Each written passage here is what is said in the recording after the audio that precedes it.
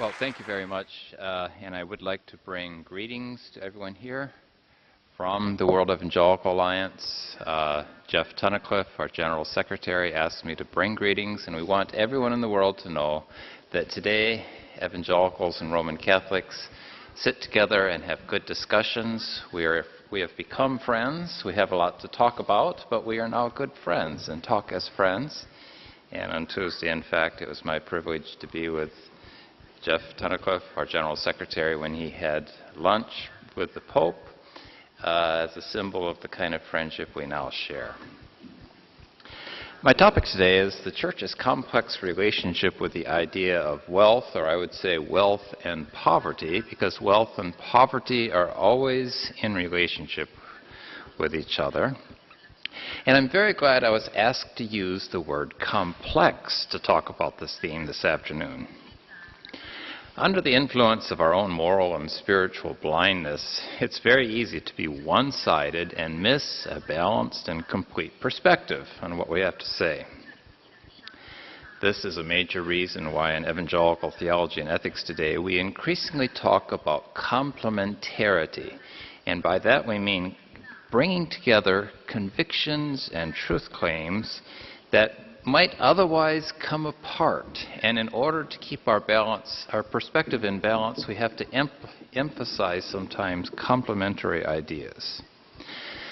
Now, this complementarity has been a part of Protestantism since at least the time of Martin Luther, who sometimes used a turn of phrase that sounded completely contradictory in order to get his readers or hearers to listen more carefully and to think with him.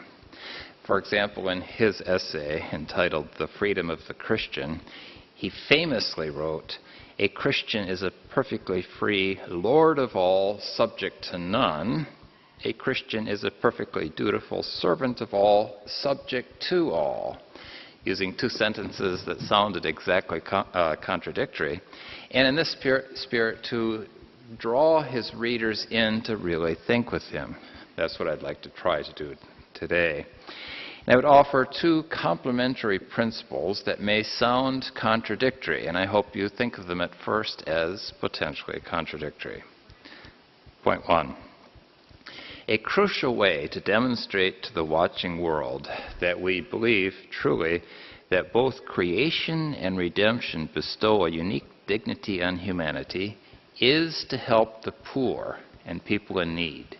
If we wish that people would actually believe that we believe in the dignity of the poor and needy, we have to show that.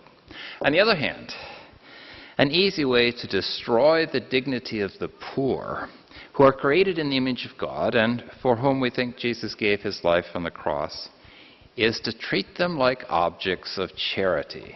If we treat the poor like objects of charity, we may destroy them. Now, before clarifying these two theses, let me mention a few background observations that inform how I think about some of these themes.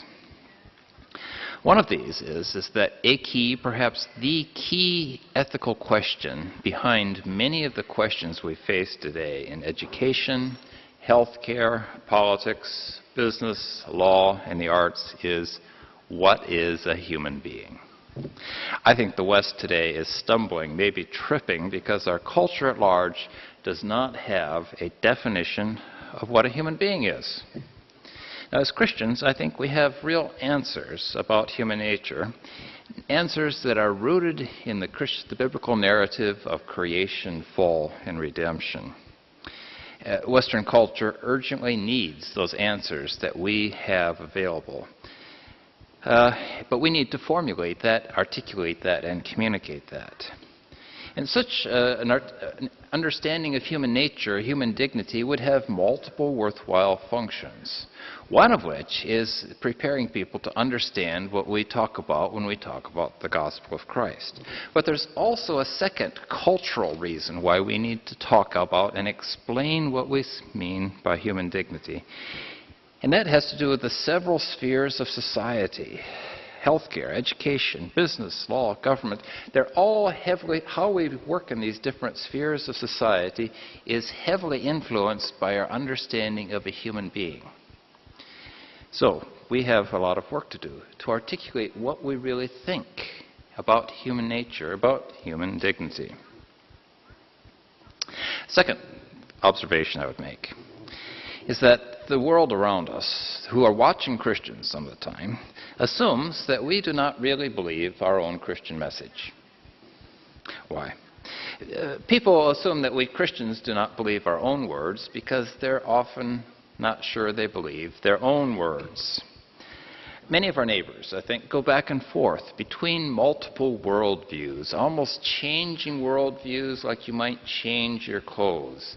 Some of them, for example, when they're at the university, act as if they totally believe atheistic evolutionary theory, but then when they go home from the university, they look somewhere for hope, love, maybe even faith, and jump into a kind of irrational realm out of the rational naturalism. And in the course of the day, some go back and forth between worldviews, changing worldviews between university and home. Many are not sure if they believe their own convictions. And they look at us as Christians and say they probably don't believe their own convictions either. We have to somehow convince people that we believe our own beliefs. Our world is filled with manipulation, games of power and control. Our neighbors in the watching world have to see that we as Christians really believe what we claim to believe. And that leads to my first major thesis. That we have to demonstrate to the world that we truly believe that creation and redemption bestow dignity on humanity by helping people in need. This is a test for us. The preferential option for the poor, perhaps more simply love for people in need, stands as a test for the Christian community, Protestants and Catholic, so that the world can see that we really believe the things we claim to believe. Now today, much more than in previous generations, thanks to modern media, we are constantly confronted with scenes of human suffering. Refugees from wars, victims of religious persecution, honor murders, natural disasters, people dying as a result of air pollution or water pollution, human trafficking. All these scenes and more prompt in everyone around, everyone who's not a psychopath, a God-given sympathy reaction, and this reaction occurs in the hearts of millions of people across the globe. And even if very few people can articulate what they're feeling, many know that their sympathy reaction to human suffering is related to their natural awareness of God, what we call in Protestant theology the sensus divinitatis. As part of God's direct general revelation into human consciousness, even the person who claims to be an atheist will often have both a sense of the dignity of the other and an awareness of a duty to help the person in need. And even if it's not articulated, people often sense that this is connected with their awareness of God, even if they're an atheist. And this moral religious sympathy reaction often stands in conflict with the claimed worldview or religion of the person reacting. If a person is truly convinced of atheistic evolutionary theory, they might say something about the survival of the fittest in reaction to human suffering. They might say, oh, isn't it good that so many people die because the weak are dying and the fit will survive? Almost no one ever says that. In fact, I have never heard someone said that, though I have read that a few might have said that. No one says that. Why? They don't exactly believe their own worldview. They're not quite convinced of it. Their reactions to suffering, their God-given sympathy reactions, are much better than their own worldview. Their practiced beliefs are better than their professed beliefs. Now, for us as people of the Bible, we have always had good explanations of why we should help people in need. Explanations that provide a framework for our moral intuitions. Now, our explanations start with creation, when God created us, male and female, in His image. And even if we do not know what this means, it is clear that people have a very special status and value in the universe. The status that people are created in God's image provides a basis, an explanation for our moral reactions to people that are very different from our reactions to a stone or a tree. And this theological basis in creation that explains the value of human dignity is emphasized many more times in the history of redemption. Indeed, in a certain sense, all of redemption, as we Christians describe it, is God's response to humans in need. Exactly what we need to do. But at certain points in the history of redemption, God's concern for people in special need is emphasized. For example, the Exodus from Egypt. It shows God setting his love on the poor slaves, the worst kind of need in their environment, while the wealthy army died in the waters of the Red Sea. With this as part of their background, the people of Israel received in the commands that God gave them very high standards to take care of the poor in their midst. So, for example, shortly after the Exodus, God's people were told, if you lend money to one of the least of the needy among you, do not be like a moneylender, charge him no interest to take care of the needy.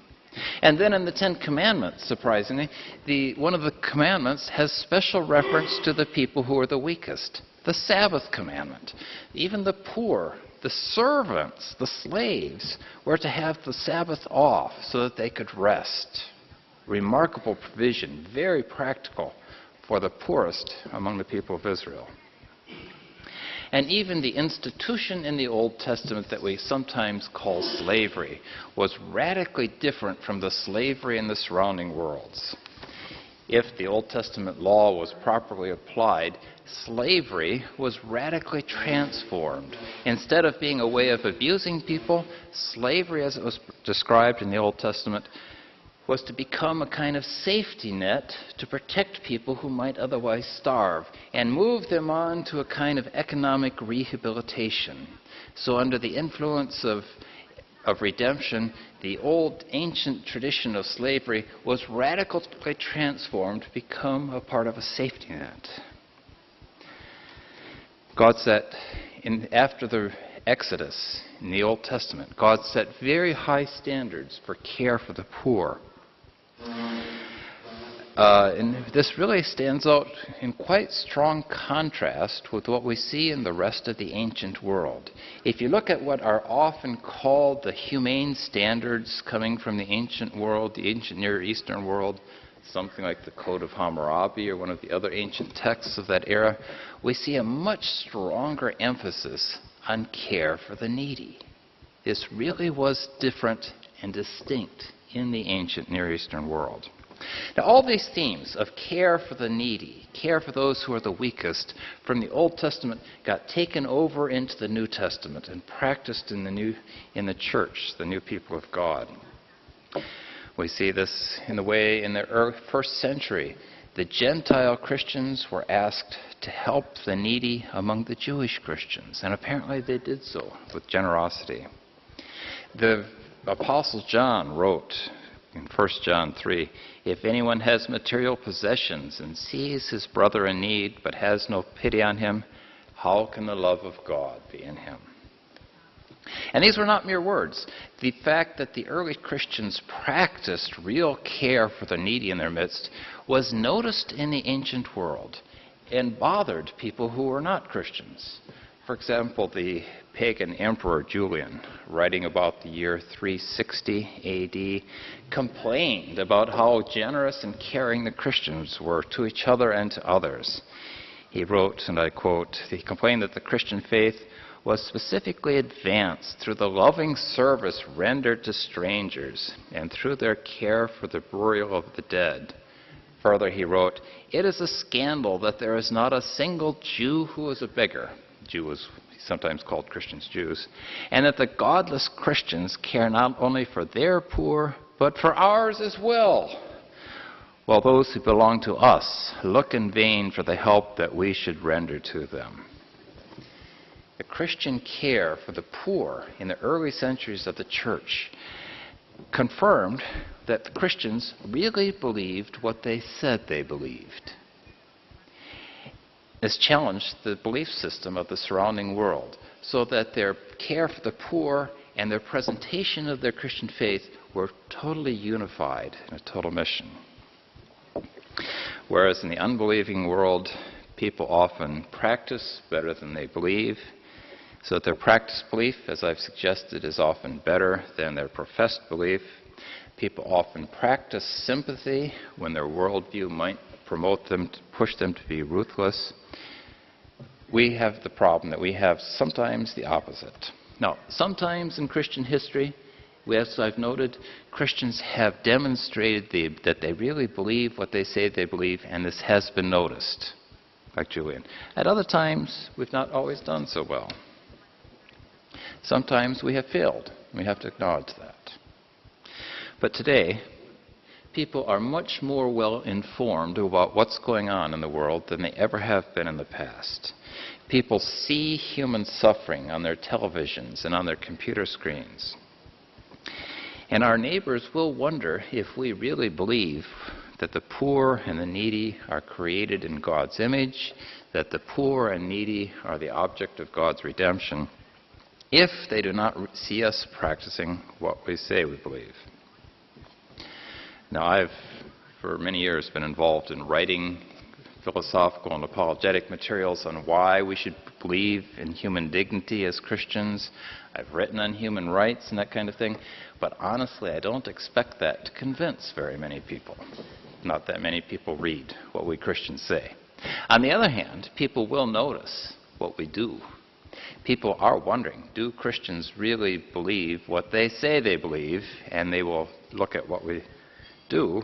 If we are really caring for the needy, for the helpless, they will say, oh, there's something real here. There's something authentic here, and pay attention.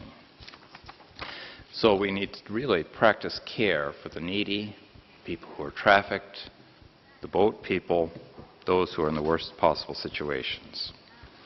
As a friend has described it, caring for human needs can be the boat that carries the gospel as a passenger. Caring for human needs can be a boat that carries the gospel as a passenger. But now the opposite thesis. An easy way to destroy the dignity of the poor, who are, I believe, created in God's image, for whom Jesus gave his life, is to treat them like objects of charity. Probably many of us have heard the sad story of many generous attempts to help people in need that seem to do more harm than good. The stories can be very discouraging. It sometimes seems like the larger the effort to help people in need, the greater the problems are that we cause by our own efforts. The irony can make us bitter, easily discourage us. Everywhere we turn, we see examples of humanitarianism causing destructive dependence. Two specialists from my own church circles have addressed this problem, and in some ways the title of their book is the message. Their book is entitled, When Helping Hurts, How to Alleviate Poverty Without Hurting the Poor and Yourself. Because so many efforts to help the poor have hurt the poor and the people trying to help them. Now, I will not try to summarize their book. I suggest you read some of those books of that type. But the key question, I believe, has to do with what's the view of people that is communicated by the totality of our efforts. Do we treat people as objects of pity, or do we treat them as subjects who make decisions and implement plans based on their values and convictions? If there is even a hint that we see people as objects, this causes the poor to see themselves as even more worthless and inferior to the people helping them. And of course, this is often a part of the interior part of poverty, that the people see themselves as helpless or worthless. In contrast, If we engage people as subjects with whom we are in conversation, this helps them to plan a better future for themselves. And regarding a person's subjective feelings and thoughts and plans as important is a central part of affirming their God-given dignity in the image of God. Fellowship with people in need is a part of what they need, that we engage them as subjects who are really planning their own futures. Now, perhaps another way to say exactly the same thing is to notice that efforts to relieve poverty that see a lack of money as the primary characteristic of poverty tend to cause destructive dependence. Because as soon as we start talking that way, the overall message communicated is that your value is based on how much money you have. And if you do not have any money, therefore you do not have any value. So the unintended message of our activities is sometimes stronger than the activities themselves. We can destroy a person by saying, you thought you were worthless? Now we'll prove that you're worthless. Your value is dependent on how much money you have. You have none, so therefore you used to only think you're worthless. Now you know you're worthless. That's the unintended message that comes through many of our efforts to help people in need. That's what we need to correct. There are other ways to describe poverty that are much better. I can't describe them fully effectively yet, but I know there are much better ways to describe poverty other than just saying it is the lack of money. In some ways, poverty is a situation of alienation, alienation from God, alienation from the self, from society, from the rest of creation. And the financial side of it is a symptom of something more. And it's that deeper alienation that we need to address in order to also address the financial side of it. In any case, whether or not that's sufficient, we need better definitions of poverty that don't primarily end up telling the person who's poor, you only thought you're worthless, now we're going to prove that you're worthless, and undermine everything we do accidentally. Now, obviously, some of you will notice that I'm interacting with Karl Marx here.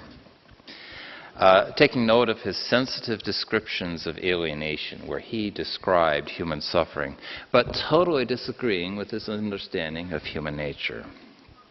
Marx and his more recent friends habitually perceive most of the conscious dimensions of human life, including our religion, our ethics, our relationships, our alienations, as a result of economic influences.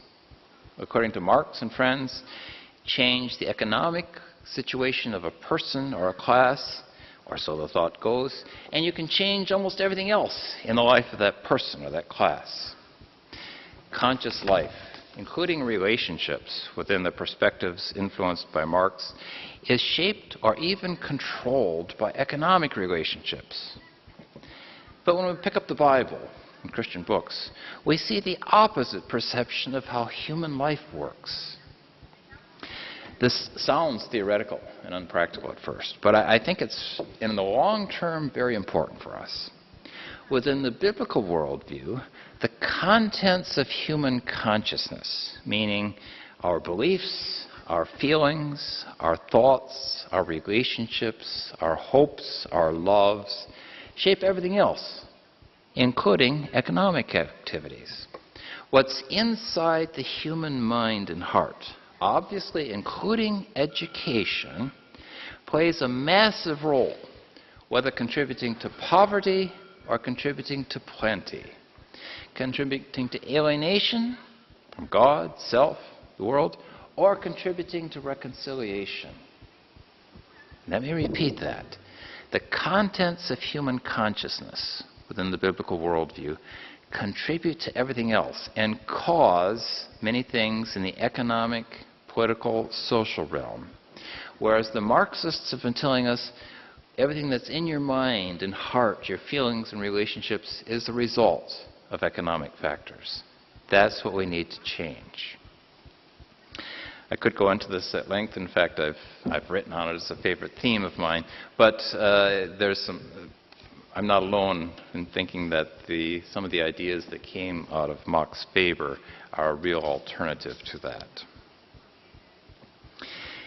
And I believe that much of the prosperity that we have seen in the developed world is a result of things that began to happen in the minds, in the hearts, the feelings, the thoughts of people that led to prosperity.